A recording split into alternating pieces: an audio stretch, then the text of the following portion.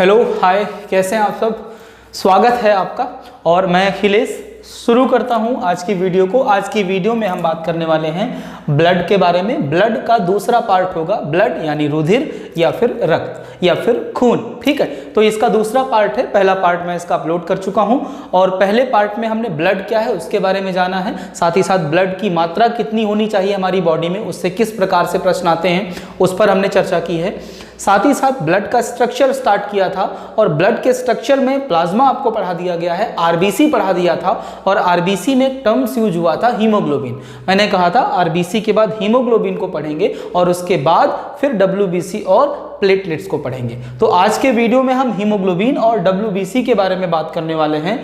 बने रहिएगा इस वीडियो में, आपको बहुत सारी रोचक जानकारियां मिलेंगी जो आपके लिए काफ़ी उपयोगी होंगी, चाहे वो परीक्षा की दृष्टि से देखें या फिर आपके ज्ञान में जो वृद्धि होगी उसकी दृष्टि से देखें। आपको क्या करना है, आपको बस एक छोटा सा काम करना है। सब्सक्राइब वाला बटन है, उस पर एक अंगूठा या एक फिंगर जो है दे मारिए, उसको दबा दीजिए और लाइक वाली बटन तो बिल्कुल दबा दीजिए और इस वीडियो को मैक्सिमम से मैक्सिमम लोगों में शेयर कर डालिए। बस आपको इतना करना है, बाकी सब मैं संभाल रहा हूँ, मैं आपको पढ़ा रहा हूँ और मैं आपको रेगुलर अब वीडियो प्रोवाइड करवा रहा हूं। साथ ही साथ आज शाम से या कल से मैं आपको अब जो है वो एग्जाम वाइज भी मटेरियल प्रोवाइड करवाऊंगा कि किस एग्जाम की जो है वो कैसे हम तैयारी करें और उसके लिए मैटर भी मैं आपको प्रोवाइड करवाऊंगा। चलिए वीडियो को स्टार्ट करते हैं। तो ब्लड में पार्ट 2 हम लोग स्टार्ट कर रहे हैं। तो सबसे पहले कुछ चीजें मैं आपको बता देता हूं।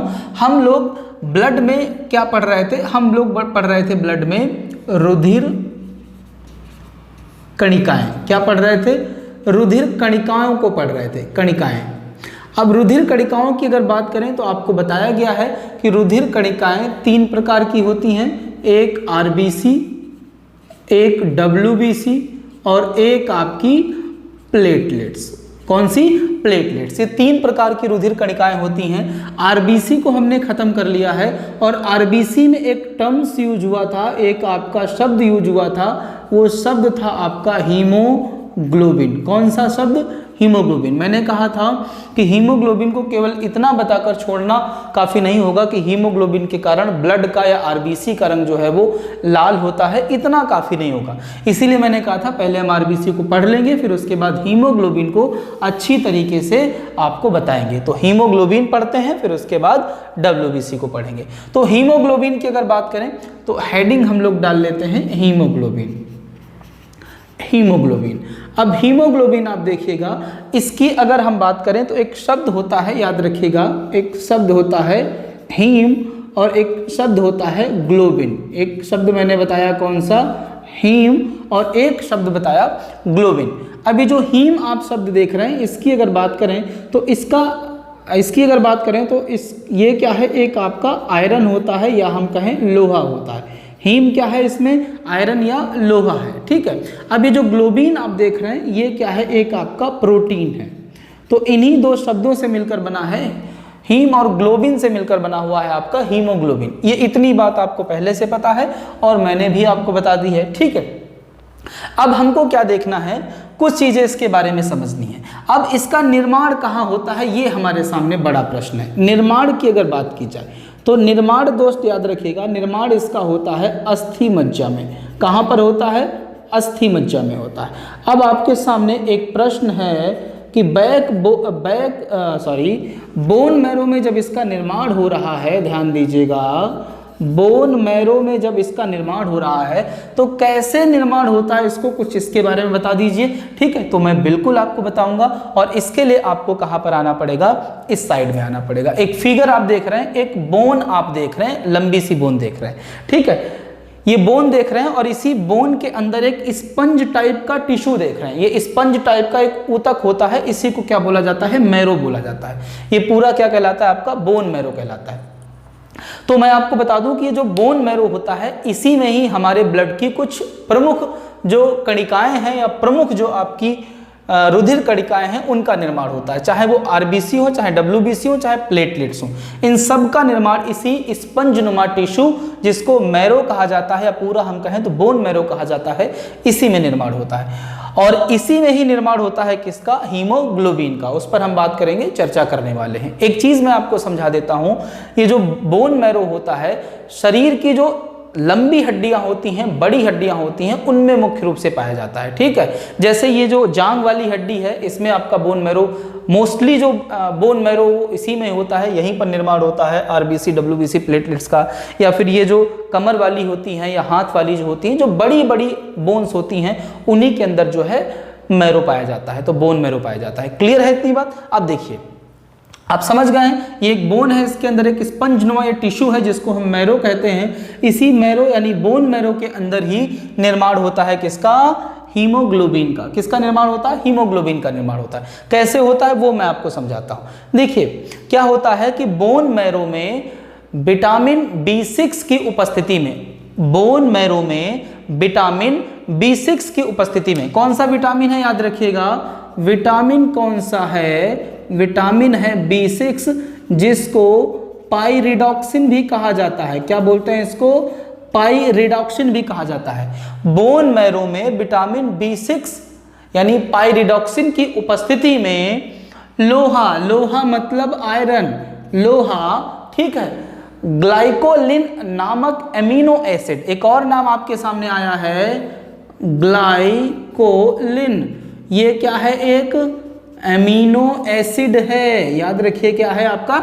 एमिनो एसिड है। ठीक है, अब मेरी बात को समझिएगा कि बोन मैरो में विटामिन B6 की उपस्थिति में लोहा ग्लाइकोलिन एमिनो एसिड के साथ संयोग करके हीम का निर्माण करता है। हीम क्या है? एक आपका यौगिक है। क्या है आपका? एक यौगिक है, हीम का निर्माण करता है। और यही हीम जो है बाद में ग्लोबिन नाम के प्रोटीन के साथ मिलकर क्या करता है?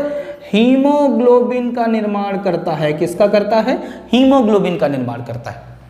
तो उम्मीद कर रहा हूं चीजें आपको समझ में आई होंगी। देखिए फिर मैं आपको समझा देता हूं, एक अगर परिभाषा के रूप में देखें तो बोन मैरो में विटामिन B6 की उपस्थिति में लोहा ग्लाइकोलिन एमिनो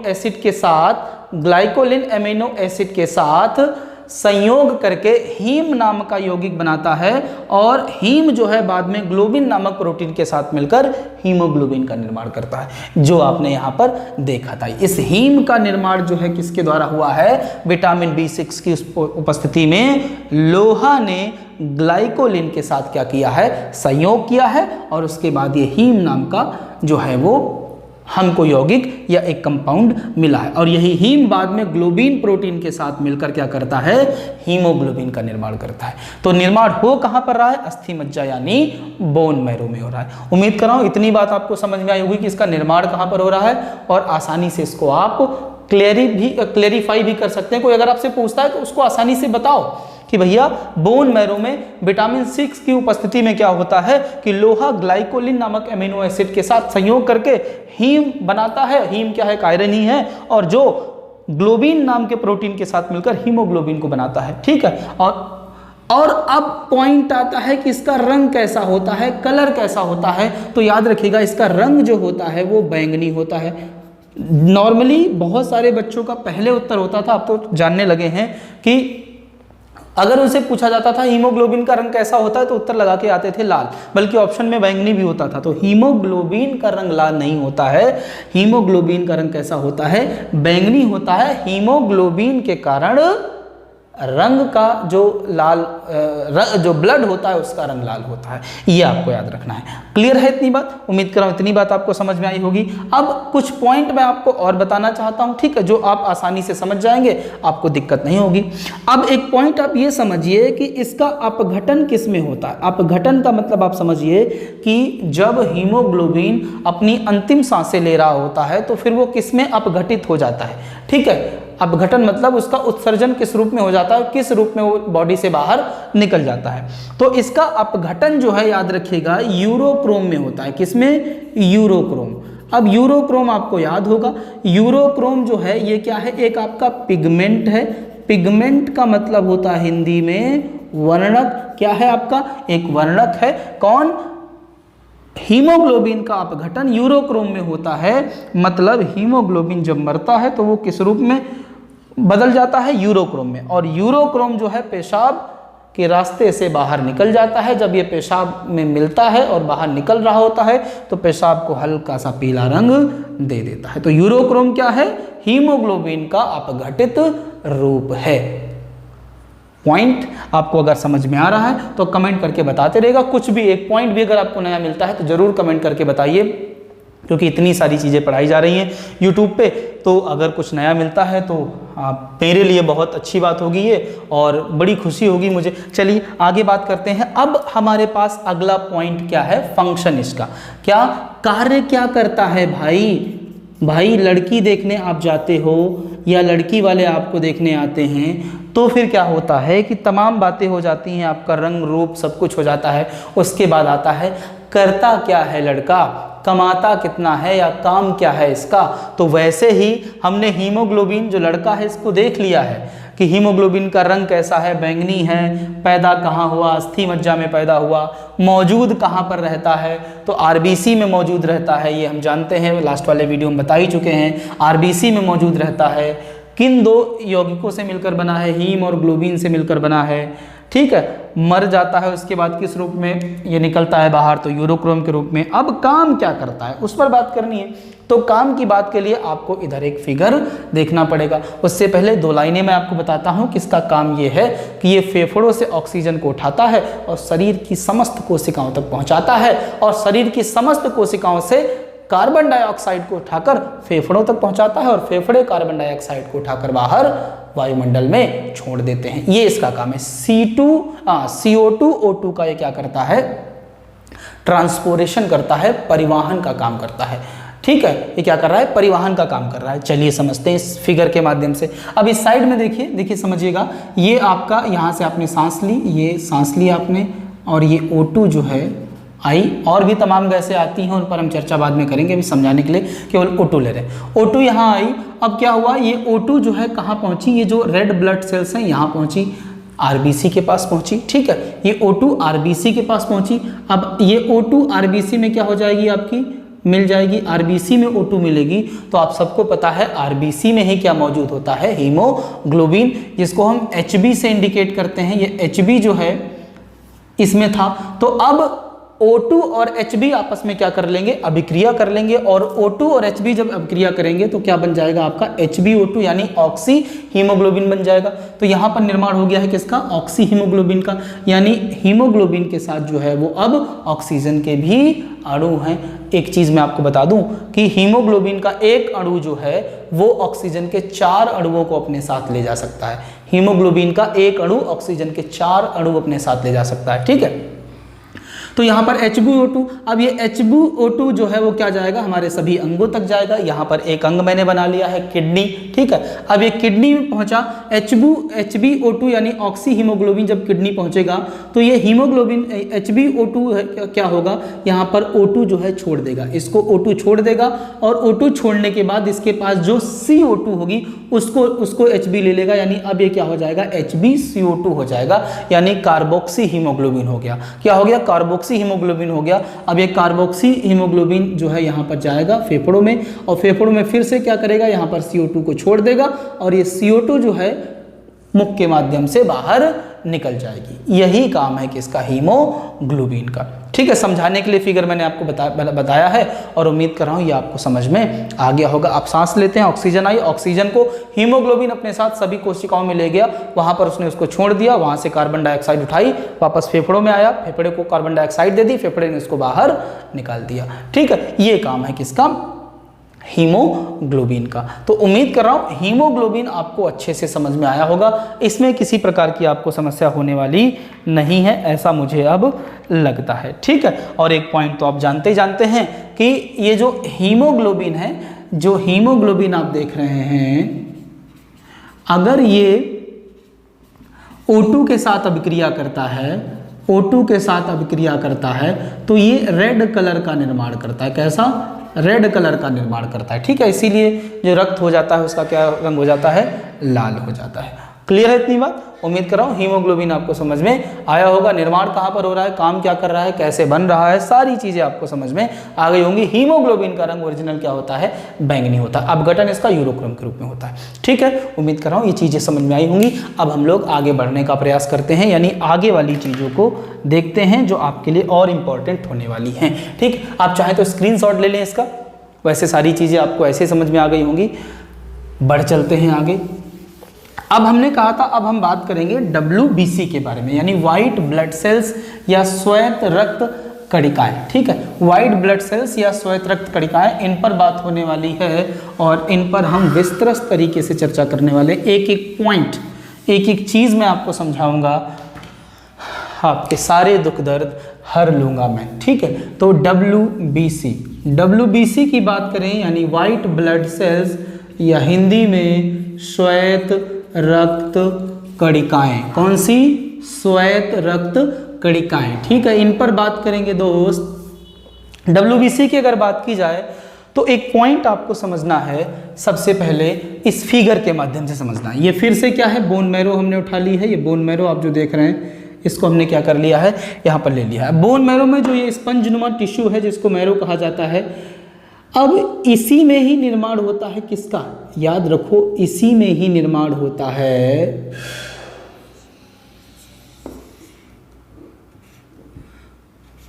इसी में ही निर्माण होता है, चाहे वो RBC हो, चाहे वो WBC हो और चाहे वो प्लेटलेट्स हो। तीनों का निर्माण इसी में ही होता है। RBC, WBC, प्लेटलेट, सबका निर्माण बोन मैरो में ही होता है। क्लियर है इतनी बात? तो जाहिर सी बात है श्वेत रक्त कणिकाओं का भी निर्माण कहां पर होता होगा, इनके भी अगर निर्माण की बात करेगा तो निर्माण क्या बताएंगे आप, निर्माण बताएंगे बोन मैरो। बोन मैरो, और बोन मैरो क्या है मैं आपको बता चुका हूं, स्पंजनुमा एक टिश्यू है। ठीक है, स्पंजनुमा टिश्यू है जो कि हड्डियों के मध्य में पाया जाता है। जो बोन्स होती हैं, बड़ी वाली लंबी वाली बोन्स होती हैं, उनके मध्य में पाया जाता है और इसी में निर्माण हो रहा है किसका, WBC का। ठीक है, WBC का निर्माण हो रहा है। अब आगे अगर हम पॉइंट देखें तो जीवन कितना होता है, जीवन की अगर बात करें तो जीवन इनका होता है, याद रखिएगा, 3 से 5 दिन। 3 से 5 दिन बाद ये क्या हो जाती हैं, एक्सपायर हो जाती हैं, जल्दी एक्सपायर हो जाती हैं।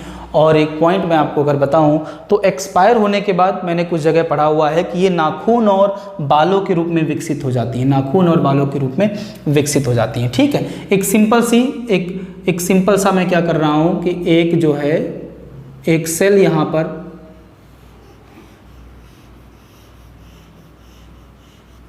एक सेल मैंने यहां पर जो है बनाने का प्रयास किया है। ये मान लेते हैं थोड़ी देर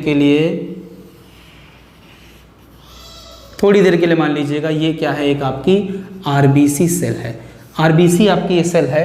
अभी जो RBC सेल देख रहे हैं इसका जीवन काल मैं बता चुका हूँ 3 से 5 दिन, और इसका निर्माण कहाँ पर हो रहा है, बोन मैरो में हो रहा है। अब एक पॉइंट और मैं आपको बता दूँ कि इसमें केंद्रक मौजूद होता है।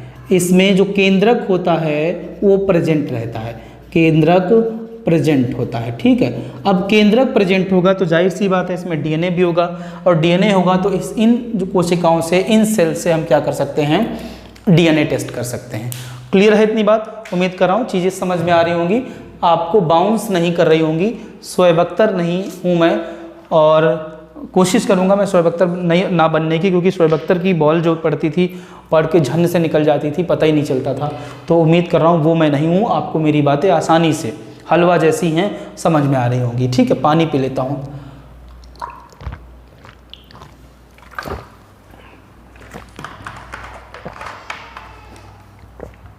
चलो अब देखो आगे समझो। अब एक पॉइंट मैं आपको बता देता हूं कि ये जो श्वेत रक्त कणिकाएं होती हैं, इनके टाइप की, इनके प्रकार की, तो इनके प्रकार हम लोग समझ लेते हैं तो आसानी हो जाएगी, कोई आपको दिक्कत नहीं होगी। प्रकार की बात कर लेते हैं दोस्त। अब WBC के प्रकार की बात करें तो यहाँ पर WBC देखिए लिखा हुआ है, तो इधर ही लिख लेते हैं तो आसानी हो जाएगी, कोई दिक्कत नहीं होगी। WBC के प्रकार की बात करें तो ये 5 प्रकार की होती हैं। ठीक है, मुख्य रूप से कितनी, ये 5 टाइप की होती हैं, इनका टाइप कितना है, 5 टाइप की होती हैं। कौन कौन होती हैं देखते हैं। एक होती है, याद रखिएगा, लिम्फोसाइट। कौन सी, लिम्फोसाइट। एक होती है मोनोसाइट। कौन, मोनोसाइट्स। एक होती है, याद रखिएगा, बेसोफिल। कौन सी, बेसोफिल। एक होती हैं न्यूट्रोफिल। कौन सी, न्यूट्रोफिल। और एक होती हैं एसिनोफिल। कौन, एसिनोफिल। तो ये जो आप देख रहे हैं, ये 5 प्रकार जो आप देख रहे हैं दोस्त, ये 5 प्रकार किसके हैं, ये 5 प्रकार हैं WBC जो सेल होती हैं उनके। लिम्फोसाइट, मोनोसाइट, बेसोफिल, न्यूट्रोफिल और आपका एसिनोफिल। ये 5 प्रकार की कौन सी साइट होती हैं, कौन सी सेल होती हैं, याद रखिए WBC यानी वाइट ब्लड सेल्स होती हैं। ठीक है। अब अगर मैं इन सब के बारे में आपको बताना चाहूँ तो एक एक आधा पॉइंट जो है इन सब के बारे में आप जान लीजिएगा।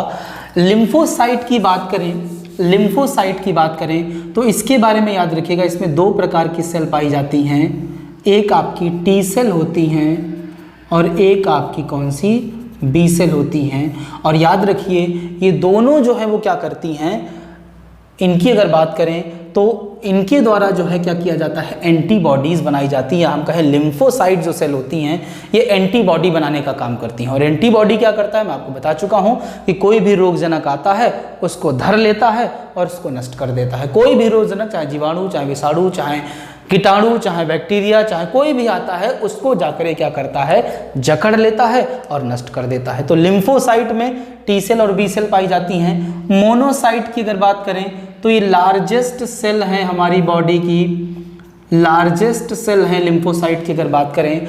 बेसोफिल की अगर बात की जाए तो बेसोफिल क्या करती हैं, आपने सुना होगा हिपेरिन। हिपेरिन जो प्रोटीन होता है वो बेसोफिल के द्वारा ही उत्सर्जित या हम कहें स्त्रावित किया जाता है, हिपेरिन जो प्रोटीन होता है। आगे अगर बात करें तो जो न्यूट्रो आप देख रहे हैं, न्यूट्रोफिल, ये संख्या में सबसे ज़्यादा होती हैं, संख्या में सबसे ज़्यादा। ठीक है, सबसे ज़्यादा। इनके बारे में कुछ मुझे मिला नहीं, संख्या में क्या है, ये सबसे ज़्यादा है। अब थोड़ा सा और मैं आपको समझाने का काम करता हूँ। देखिए नॉर्मली क्या होता है कि जो आपको बताया जाता है कि जब कोई भी रोगजनक, कोई पैथोजन या रोगजनक आपकी बॉडी में इंटर करता है, चाहे वो विषाणु हो, जीवाणु हो, आपका जो है कोई केमिकल हो या डस्ट हो, तो वो जब प्रवेश करता है तो आपकी बॉडी में क्या बनाता है, एंटीजन बनाता है। और वो एंटीजन आपकी बॉडी को उत्तेजित करता है एंटीबॉडी बनाने के लिए। ठीक है, तो वो एंटीबॉडी किसके द्वारा बनाई जाती हैं, लिम्फोसाइट के द्वारा बनाई जाती हैं। लेकिन उससे पहले एक काम होता है हमारी बॉडी में न्यूट्रोफिल द्वारा, कि जैसे ही कोई बाहर से हानिकारक रोगजनक हमारे बॉडी में प्रवेश करता है, अननोन कोई रोगजनक हमारे बॉडी में प्रवेश करता है, ये उस पर जो है हमला कर देती हैं, उसको धर लेती हैं और धरने के बाद उसको दबोच लेती हैं। जब ये दबोच लेती हैं तो इधर हमारा ये लिम्फोसाइट है, वो एंटीबॉडी बनाने का काम शुरू कर देता है। जैसे एंटीबॉडी बनती हैं और वो रोगजनक आपका नष्ट हो जाता है। ठीक है, मोनोसाइट से लार्जेस्ट सेल हमारी बॉडी के हैं, ये पॉइंट आता है। बेसोफिल की बात करें तो हिपेरिन नामक प्रोटीन बनाते हैं। हिपेरिन की बात करें तो हिपेरिन एक ऐसा प्रोटीन है जो हमारे शरीर के अंदर ब्लड जो होता है उसको जमने नहीं देता है, उसका थक्का नहीं बनने देता है। तो इसके बारे में आपने सुना था हिपेरिन के बारे में, लेकिन कौन बनाता है, कहाँ पर बनता है, ये आपको पता नहीं था। तो ये आपका WBC के अंतर्गत कौन बनाती है, बेसोफिल बनाती है। इन सब में सबसे ज़्यादा संख्या किसकी होती है, न्यूट्रोफिल की। यानी WBC जो सेल्स होती हैं उनमें सबसे ज़्यादा संख्या किसकी होती है, न्यूट्रोफिल की। WBC में इनकी संख्या लगभग 60 से 65% होती है। दूसरे नंबर पर कौन आती है, आपकी लिम्फोसाइट आती हैं। तो उम्मीद कर रहा हूँ ये सारी चीज़ें आपको समझ में आया होगा। और WBC का काम आपको पता ही है, अगर ओरली बताएं तो जो रोगजनक होते हैं उनके खिलाफ एंटीबॉडी तैयार करके उनको नष्ट करना, हमारी जो इम्यूनिटी होती है उसको डेवलप करना। ठीक है, ये WBC का काम होता है, आप सबको पता है। अब कुछ चीज़ें मैं आपको और बताऊंगा। जैसे एक पॉइंट होता है, एक शब्द होता है, आपने सुना होगा, एक शब्द होता है ल्यूकेमिया। जैसे समझो कि जो हमारी बॉडी होती है, बॉडी में WBC सामान्य से अगर अधिक हो जाए आपकी बॉडी में या हमारी बॉडी में WBC अगर सामान्य से अधिक हो जाए, ठीक है, सामान्य से क्या हो गई है, अधिक हो गई है, ठीक, या फिर WBC सामान्य से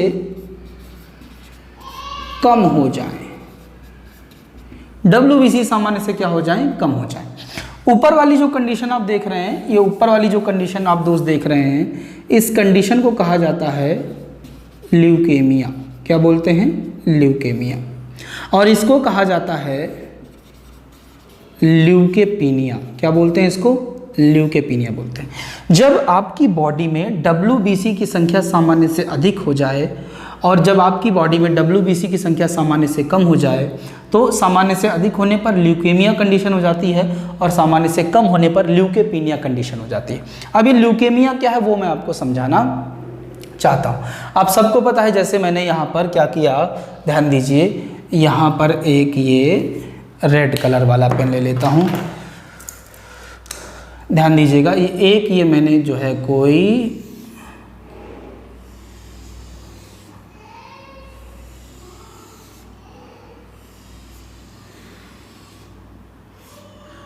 ब्लड वेसल मैंने बना ली, ठीक है, ये कोई क्या हमने कर ली, ब्लड वेसल बना ली।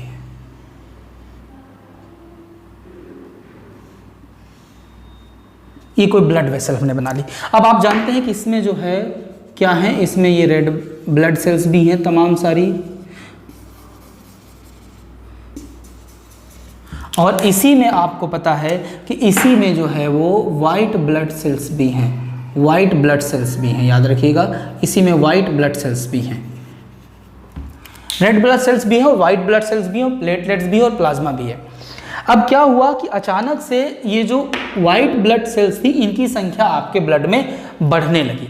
जब इनकी संख्या बहुत ज़्यादा बढ़ जाएगी तो इस कंडीशन को कहा जाता है ल्यूकेमिया, या इसको कहा जाता है ब्लड कैंसर। क्या बोलते हैं इसको, ब्लड कैंसर। क्यों ब्लड कैंसर बोलते हैं, क्योंकि जब इनकी संख्या बढ़ जाएगी तो जब ये बड़ी संख्या में होंगी तो ये क्या करेंगी कि जो ये RBC होती हैं, ये RBC जो होती हैं, ये WBC क्या करेंगी, ये जो RBC होती हैं इनको नष्ट करना शुरू कर देती हैं, और जब ये नष्ट करना शुरू कर देंगी तो ऐसे में आपकी RBC की संख्या जो है वो कम होती चली जाती है, और RBC की संख्या कम होती चली जाएगी तो आपके शरीर में प्रॉपर जो है वो ऑक्सीजन का परिवहन नहीं हो पाएगा, और एक समय ऐसा आएगा कि आपकी जान जो है वो चली जाएगी, इनकी संख्या बिल्कुल कम हो जाएगी। तो ब्लड कैंसर में मोस्टली होता क्या है, या मुख्य रूप से होता क्या है कि आपके बॉडी में कोई गांठ वगैरह नहीं पड़ती है, कोई ट्यूमर वगैरह नहीं बनता है। नहीं तो कैंसर में क्या होता है, ट्यूमर या गांठ बन जाती है। ब्लड कैंसर में ऐसा नहीं होता है, कोई गांठ वांठ नहीं बनती है।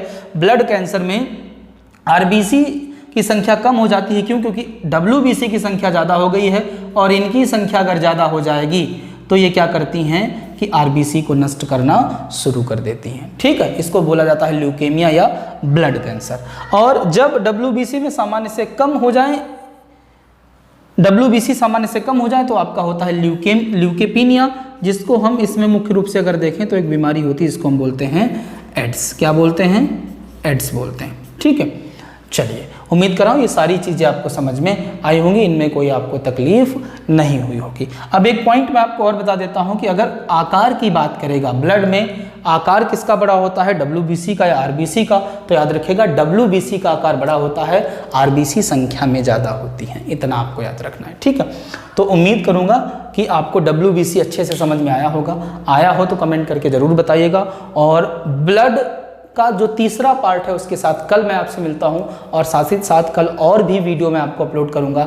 RO ARO के लिए भी मैं कुछ कर रहा हूं, वो भी मैं आपको अगले वीडियो में आकर बताता हूं कि मैं किस प्रकार से आपको RO और ARO के लिए पढ़ाने वाला हूं। Thank you very much.